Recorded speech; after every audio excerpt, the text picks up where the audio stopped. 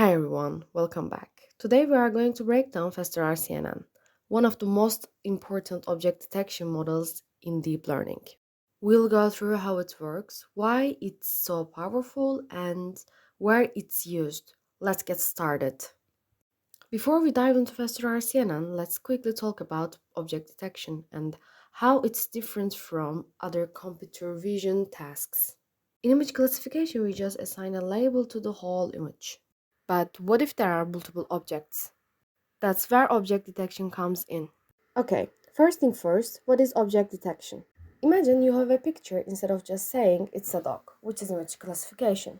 Object detection finds where the dog is and draw a box around it. If we want more detail, like the exact shape of the dog, that's instant segmentation. Faster CNN is an object detection model, meaning it finds what in an image and where it is. It's really good at this, so let's see how it's involved. How does faster RCNN work? Let's break down faster RCNN's architecture into three main parts. A CNN like ResNet or VGG16 extract the feature from the image. Region Propsal Network (RPN). Instead of using an external method to find object, the RPN learns to generate proposals. It predicts objectness scores and bounding box coordinates. By pooling and classification, the proposed regions are mapped onto the feature map using Rouet-Align.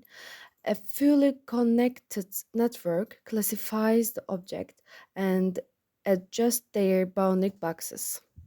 This setup makes faster RCNN more efficient than previous object detection models. The RPN slides over the feature map and generates entry boxes of different sizes. For each entry box, it predicts an objectness score, is it an object or not, and bounding box adjustments. The best proposals are selected are refined, reducing the number of boxes that need further processing. This makes object detection way faster since we're not relying on external methods like selective search anymore. So what's great about faster RCNN and where does it struggle? Let's break it down. One of the best performing object detection models, no need for external region proposals.